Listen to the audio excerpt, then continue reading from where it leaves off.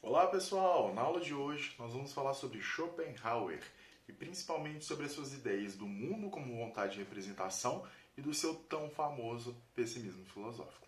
O Schopenhauer, pessoal, ele nasce em 1788 e falece em 1860.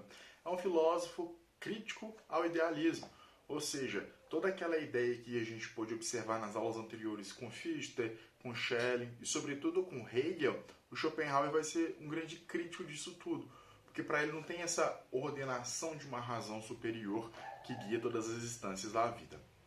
É curioso perceber que o Schopenhauer ele viveu e lecionou na mesma universidade que Hegel, mas não teve o mesmo sucesso que o seu concorrente.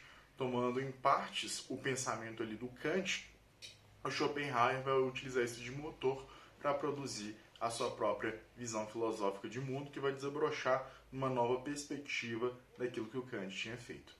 Então, tomando como base aqui o Kant e essa crítica ao idealismo alemão, Schopenhauer vai construir a ideia do mundo como vontade e representação. Estou com essa obra aqui na minha mão, que é bem interessante. E o mundo como vontade e representação é a tese central do pensamento de Schopenhauer e se baseia na perspectiva de que a realidade é a junção tanto do mundo fenomênico quanto da coisa em si. Lembram que lá no Kant a gente separava, eu só conheço a parte dos fenômenos e dos meus sentidos, e aquilo que o meu intelecto consegue construir da realidade, mas a coisa em si, a minha é vedada. Para o Schopenhauer, não. Essa realidade, o fenômeno, ele já tem em si tanto a sua substância quanto o seu fenômeno. Então não há essa separação do fenômeno e da coisa em si. Ambos são uma coisa só, que é o quê? Aquilo que a realidade se revela para a gente. Então por que essa perspectiva do Schopenhauer de unir esses dois mundos?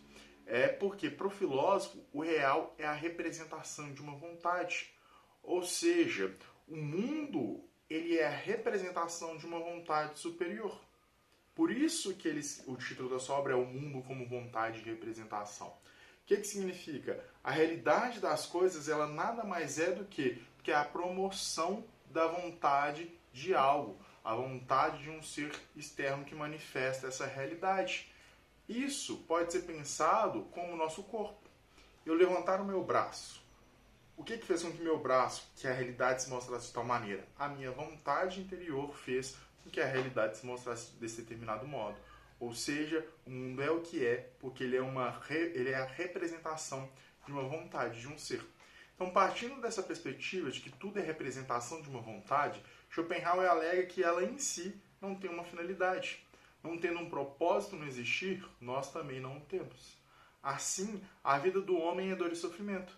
Em outras palavras, a vida humana é um pêndulo que oscila entre o desejar e não ter, portanto sofrer, e desejar, ter, logo entediar-se. Então, para o Schopenhauer, o mundo ele é o quê? Ele é a representação da vontade de algo exterior. E essa vontade que representa esse mundo, que constrói essa realidade tal qual nós a concebemos, ela não tem nenhuma teleologia, não tem nenhuma finalidade no seu existir. Logo, nós somos a promoção dessa vontade, mas nós também desejamos, e o nosso desejo ele não tem nenhuma finalidade, ele não tem nenhum objetivo final nesse mundo. Pensemos, por exemplo, a felicidade. A gente nunca vai se saciar com a felicidade, a gente sempre busca algo além. Por quê? Porque essa vontade, digamos assim, primitiva, inicial, constrói esse mundo e ela em si não tem uma finalidade, tal como nós não temos. Porém, nós desejamos ter. Então a vida se torna dor e sofrimento porque o ser humano, quando ele não tem o seu objeto de desejo, ele está sofrendo. Quando ele tem, ele se entedia. Pensem aí naquela coisa que você queria muito ter, aí você não tinha, você está ali sofrendo, poxa, eu queria tanto ter aquilo. É legal o exemplo das crianças, né? Ou até mesmo quando nós éramos crianças, que nós queríamos tanto aquelas coisas, chorávamos, implorávamos os nossos pais, e depois vira só aquele brinquedo largado na estante. Pense um livro, nossa, eu quero tanto aquele livro, preciso tanto, preciso. O livro acaba ficando parado lá na sua biblioteca, vira objeto de tédio. E para o Schopenhauer, a vida é assim, ela é dor e sofrimento porque a gente é um pêndulo que oscila entre o desejar não ter, sofrer, ou o desejar ter, entediar-se, portanto, sofrer. Por fim, pessoal, tendo em vista de que a realidade se mostra assim, para o Schopenhauer a única saída para essa realidade tal como ela se apresenta é a arte. Schopenhauer alega que, momentaneamente, podemos nos elevar a um estágio de consciência além do nosso ser nesse mundo. Então, já ouviram uma música e essa música parece que desperta em você um outro sentido, um outro mundo, uma nova perspectiva da realidade? É isso que Schopenhauer vai falar, que é uma fuga desse mundo, dessa representação, que nos leva como se fosse uma contemplação de algo superior, e isso faz com que esse sentimento de dor e sofrimento pare momentaneamente. Isso vai se assemelhar muito ao Nirvana proposto por Buda. Então aqui vale que a gente faça uma observação que o Schopenhauer ele é muito influenciado pelo pensamento oriental, sobretudo o budismo e o hinduísmo.